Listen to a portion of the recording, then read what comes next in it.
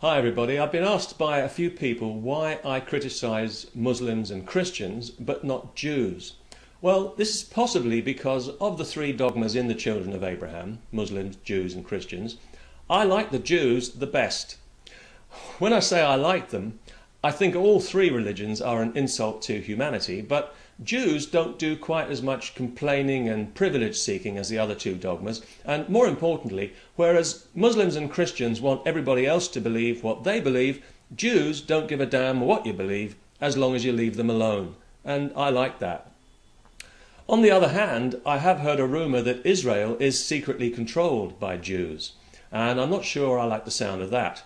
I'm talking about proper Jews, obviously, not the ordinary everyday man in the street sort of Jew, but the ultra-orthodox hardcore boys who still attack people for whistling or gathering sticks upon the Sabbath. You know, the guys who would rather that they were still living 4,000 years ago, apart from a brief excursion into 18th century Russia for some clothes. And this surprises me because I'd always assumed that the Christians were really in charge because they control America and America controls Israel.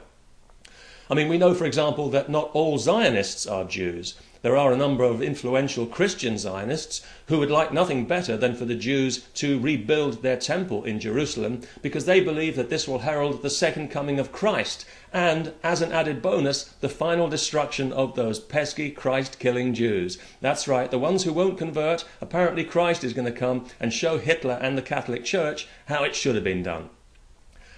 Meanwhile, the political situation in Israel is like a knotted rope.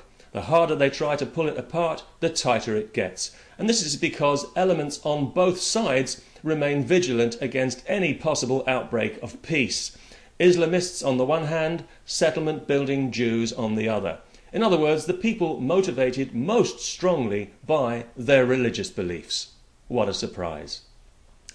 Now, given the history of the Jews, it's easy to understand why they would want their own autonomous Jewish state. But the problem is, it's in the wrong place. Because if there was any justice in this world, Israel would currently occupy half of Germany. But Israel is not really about justice, is it? It's really about Jerusalem, which is really about scripture and prophecy, which, as we know, is really about insanity. Now, Jerusalem, of course, is a sacred city to all three dogmas in the children of Abraham, which frankly is the best argument I've heard for bulldozing the place, pushing all the rubble into the sea and then sowing salt in the ground so that nothing will grow there for 1,000 years.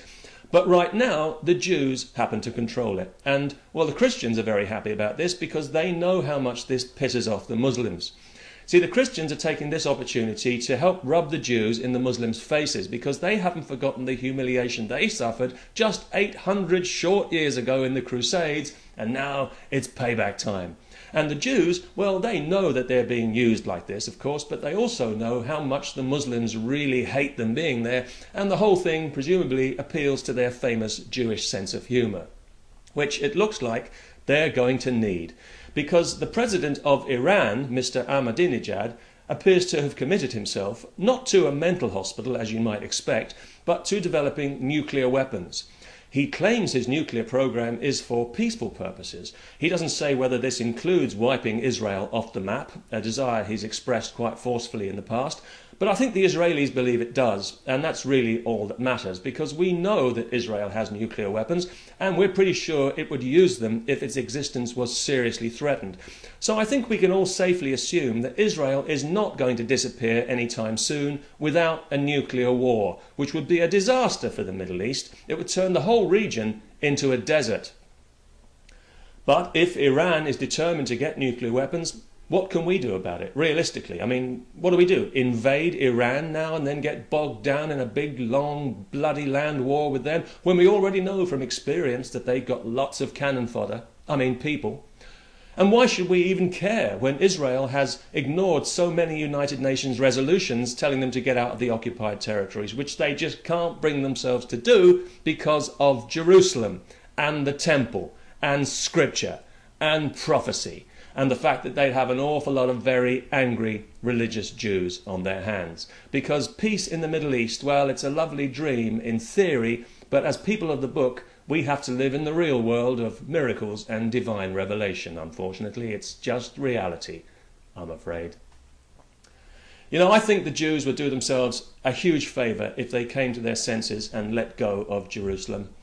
It doesn't belong to them, and they're only holding on to it because of religion, which is the worst possible reason to do anything on this planet. Because they say the shortest distance between 2 points is a straight line. Well, it's a straight line between religious politics and bloodshed. Always has been, always will be. Keep the Jewish state by all means. I like the Jewish state. I've been there, I like the place, I like the people. But you don't need Jerusalem. You're bigger than that. The Jewish state has proved itself. It's not to be trifled with. We get that now. But Jerusalem is not a Jewish town. It's an Arab town. And it's time we all started to acknowledge that and live in reality before reality imposes itself on all of us in the most unpleasant way imaginable. So please, Jews, do us all a favour, give it back and help put a stop to this madness. The whole world will thank you for it. And you know what? You will probably end up as the most popular people on the planet. And wouldn't that be a turn up for the books? Shalom. You know it makes sense.